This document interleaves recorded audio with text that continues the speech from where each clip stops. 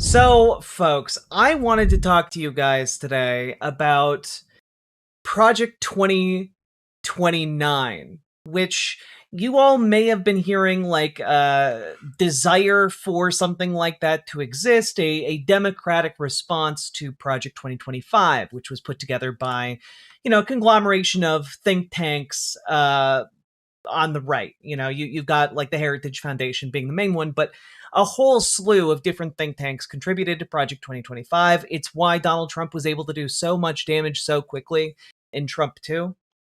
And so, what exactly is the Democratic plan to respond to that? What is Project 2029? So far it's been kind of this abstract idea rather than an actual set of proposals or plan of any kind, really. It's just kind of been like, yeah, we should have that. And people moved on, right? The first preliminary official release from a group on the left named Project 2029, just in case you aren't quite sure what they are up to. Well, it leaked. It leaked to the Bulwark, and it is, I have to say, absolute dog shit would maybe be too kind. So here are the summaries of what the Bulwark was able to look at from this preliminary Project 2029 proposal. All right. Utility monopolies. America's electric grid still runs on a century-old monopoly model that leaves 150 million households with no choice in who provides their power and tens of billions of dollars in potential savings locked behind outdated laws. Our proposal outlines how the next president should break these monopolies open, letting competition drive down bills, speed up delivery, and unleash a new wave of cleaner, cheaper energy for families and businesses. Now, I'm going to stop right there because this pisses me off. One, it pisses me off because it shows that, Democrats are willing to break apart the trusts, apply antitrust rules, break apart the monopolies. That's good. And so, in principle, this should sound good until you start thinking it through, right? Wait a minute. How is having multiple different, power companies competing to facilitate power to homes and businesses, how would that competition even really function? How would it not immediately either become just insider baseball where they all collude with one another, or turn into a situation where it just reconsolidates again? How would this competition function? Like, are you going to have to go out and find your 5 different local power companies and compare and contrast their rates? That sounds terrible. No one wants to do that. No one wants to be managing the perks of signing up for their local utility company. That sounds terrible. And what it sounds like to me is just creating an untold number of headaches for Americans, while also effectively doing nothing to change the functional way in which people engage with their utilities, right? The much more logical thing for me, it seems to me, would be nationalize utility companies. Just say, no, you can't actually do this for a profit. Provide electricity at cost, provide clean, drinkable water at cost. Those are things that the government ostensibly should be able to do,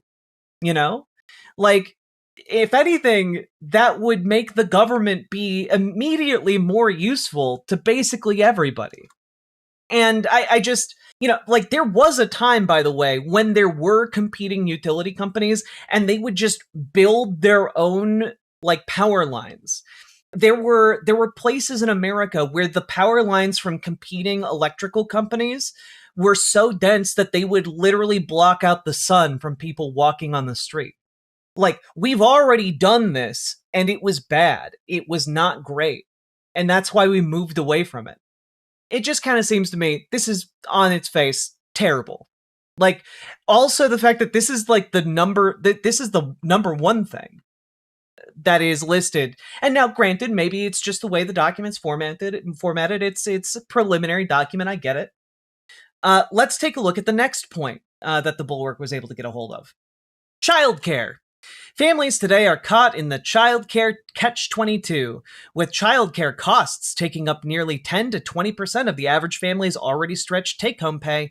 Families can't afford to pay for childcare while they work. And because parents with young kids are managing other costs like saving for a home or paying student debt, many can't afford to stay home and not work. Our proposal outlines how the next president can ensure that every family has the time, financial support, and high-quality care options they want, giving parents back the power of choice on how to support their young children. Now, a couple of different things here, right? Because the framing of choice when it comes from politicians is almost always just a message point to say, well, you need healthcare choice. You need utility choice. It's just another way of saying, yeah, you should have a bunch of different options, all of which rip you off, right? That's effectively what that means. On top of that, let's just walk through this proposal, right? So they acknowledge that childcare costs are a huge problem, right? Okay, so we can't, they're such a problem, families can't participate in the wider economy. But then it lists other costs like saving for a home or paying student debt. And boy, howdy, wouldn't it be great if we had a president with a spine who is actually willing to end student debt in America? It's almost like we tried that before with a weak and stupid and feckless president who was sundowning hard. It's almost like that.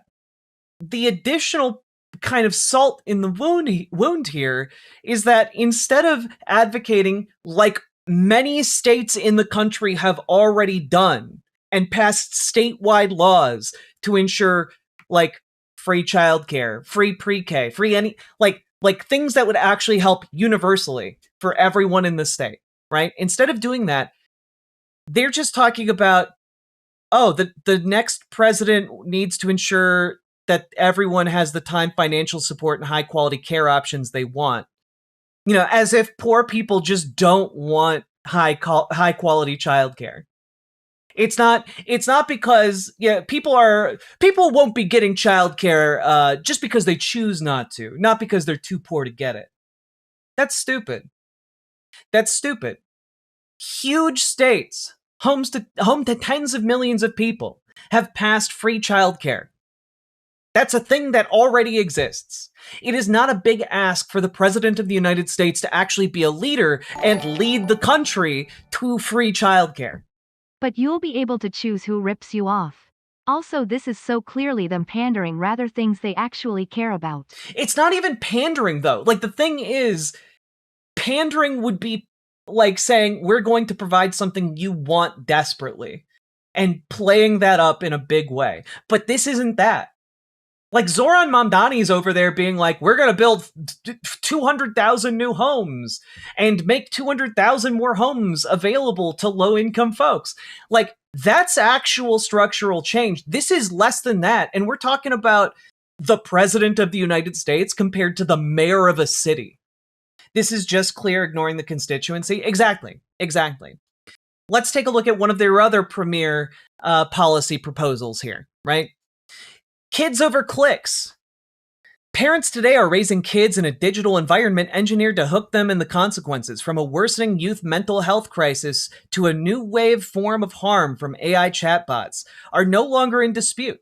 Just as America sets minimum ages for drinking and gambling, it's time to set real guardrails around the products targeting kids online. Our proposal would protect children from the most harmful features of social media and AI, give parents stronger tools, and dismantle the surveillance advertising model that drives much of the harm. I do think dismantling the surveillance advertising model would be good. Like, the way we get tracked by companies is terrible, but it shouldn't be framed as a, we must protect the children. We need to protect one another. We need to protect our data. It's important for us to have control over where our data goes, who has access to it. That's the important thing. What this really reads like to me is we need age verification laws. Like, right? Like that's basically what they're advocating for. And that is almost always, I'm just going to say always, it is always an invasion of privacy. They are always going to use that information from age verification to further track you. Like that's how these companies make money. It's what's baffling about this to me is like they're saying, "Hey, we're going to end the surveillance advertising by collecting more of your data." The reality is there should be laws against advertising like social media. There should be laws against targeting children with advertisements. There should be. Like there have been a lot of laws around advertising to children, and I think that's good. We should expand those laws. But that doesn't mean turning the internet into a surveillance state. That is not the solution here. And the fact that it's kind of being portrayed as that, where no, private companies shouldn't be able to surveil you. We, the government, should be able to surveil you. That's gross and icky and bad. To not to mince words here, right? And finally, the last one here is the annoyance economy. Americans are losing enormous amounts of time, money, and patience to the small daily hassles of corporations deliberately design daily hassles corporations deliberately design into modern life. Spam calls, useless chatbots, surprise fees, impossible cancellations, endless paperwork. The hassle isn't a bug, it's the business model, and it costs households well over $100 billion a year. Our proposal would take on the annoyance economy directly, restoring basic fairness and common sense to the everyday transactions that shape how Americans experience the economy. Now, this is a fine proposal. But it is not a plank proposal. This is like one of those side proposals. But this annoyance economy, that's not a main talking point. This is something that like you say, offhandedly and then deliver it, everyone appreciates, right? Zoran Mamdani wouldn't run on just reducing the level of annoyances you experience. That's not useful. What is important here is instead, we are going to materially improve your lives. Sure, removing annoyances are great, but you know what's even better? Being able to pay rent, being able to have healthcare, being able to pay your utility bill, being able to like have access to goods and services that meaningfully improve your life. This is like a nice thing to have. It's not anywhere near a main thing, right? And that's what pisses me the fuck off. None of these are good enough. I find gay child safety stuff funny because the kids will get around it. One smart kid will figure out the flaw, and they'll gain rep telling others. I mean, it's true. Like, what was it? Like, kids in the UK were like drawing fake mustaches on themselves and getting through age verification checks, despite like the new laws passed in the UK. Like, it's ridiculous, right? Now, what group actually made this? This was put together by Project 2029, which is a democratic, think tank operation. But it's worth asking, who exactly are these think tanks, right? Who's putting this together?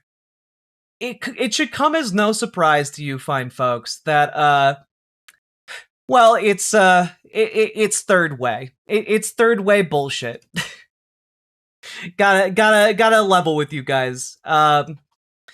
Third way is on the advisory board for Project 2029, and genuinely we're just at an of course moment. Like of course they embedded themselves in this, and it's so absolutely terrible. Of course! I mean, you can go to Project 2029's website, by the way, and like nothing that is public facing on their website means anything. They have an entire ideas page where they talk about how their number one idea is reward hard work and their number two idea is that Americans deserve their government back. Those aren't policy proposals. Those are platitudes. And like, they're very clearly being put in place so that they don't have to like actually make any promises. And I don't know. It's pretty telling, I think. I'm just enraged, I guess. I guess I'm just enraged by this. I find it to be irresponsible. I find it to be like, frankly, just miserable. Absolutely miserable. Small thing, but I hate how lazy and uncreative the Democratic Party is. Reps have Project 2025? Well, we have 2029. They call the VP the border czar? So will we. It's small, but it's annoying. Yeah. I'm so over it. You know? Like, they can't even bring themselves to talk about free childcare. They can only talk about childcare. They can't bring themselves to talk about, you know, eliminating student debt. They have to talk about making it easier to pay your student debt. Yeah, you know, like they can't talk about, you know, making your electrical bill lower. They can only talk about, you know, how we're going to increase competition, and they assume you're going to magically get a lower bill. You know, like they can't talk about data privacy that actually helps you, and instead they have to put up new ways to collect even more of your data. They can't talk about actual economic relief, so instead they talk about the things that eliminating things that annoy you.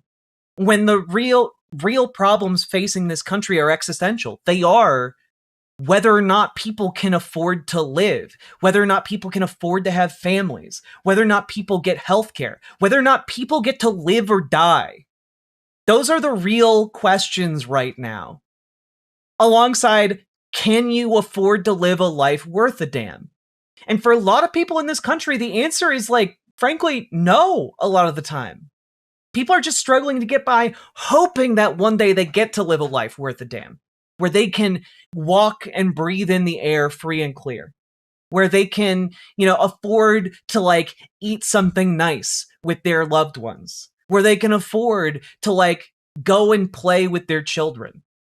And instead they're like, well, what if we eliminated scam calls for you? Which I want to also reiterate is something that the past administrations had already done for you. This is offering you the status quo, gussied up as some revolutionary set of policies. And it pisses me off. And it should piss you off too. It is so frustrating. And like, this is coming from folks like Chad Meisel, who is like one of the head guys over at the Center for American Progress. Like, this is not a slew of just like random uninfluential political figures. This is like, oh, like the major Democratic think tanks put their heads together and this was the best they could do. Right? And the Bulwark kind of caps this by saying, although Democrats have sharply criticized Project 2025, some of the party's top policymakers believe its bevy of goals and proposals enabled Trump to rapidly implement conservative priorities. For Meisel and others, the trade-off was clear. Exposing Democrats to scrutiny and criticism over a book of policy proposals was a fine price to pay for being prepared for the rigors of the campaign and the demands of actually governing. And like, I gotta be honest, if these are the ideas being leaked right now as examples of the best this slate of proposals has to offer, like, it's not worth the paper it's written on. You know, it's not worth the monitor it's typed on. I don't know, guys. Like, when we talk about the infighting within the Democratic Party for which way it's going to go, this is why progressives need to win. This is why the left needs to marshal power. This is why you need to start going to those goddamn meetings I keep bugging you guys about. Right? I talk about this because you guys need to start showing up. You guys need to start showing up for your local Democratic meetings. You need to start showing up for your local DSA meetings, because these guys are going to have the say over what happens within the Democratic Party if there's nobody else in the room. So please, for the love of God, get organized. Get organized. Get organized. Join your local Dems. Join your local DSA. If you need help, join our Discord. Reach out to Dragonfly for help joining your local Dems. Reach out to GamerG for help joining your local DSA. We'll help you take those first steps. We'll help you do it. It's important. And it is I think vitally important that we get this hashed out now, that we start going to these events now, because this is going to go full nuclear in 2027. You know, once people start announcing that they're going to be running in 2028, this is going to be baked into their platforms.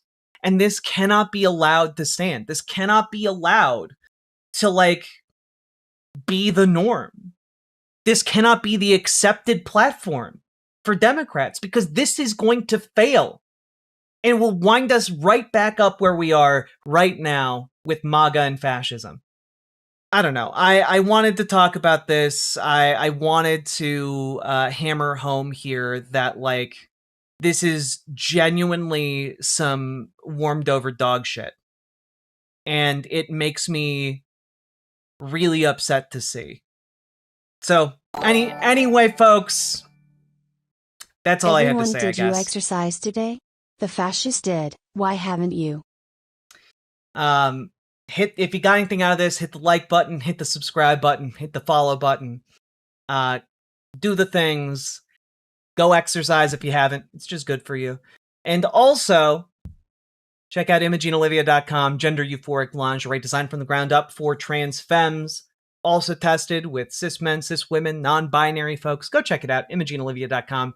It's beautiful, sexy, non-tucking lingerie. Go check it out. Link down in the description. Let's keep on going. Riverboat Jack is coming to town. All the viewers gather round. Twitch and YouTube and swishy streams. All that content is bursting the seams. Politics, being plenty more. Your sense of fashion you'll adore. So grab your stuff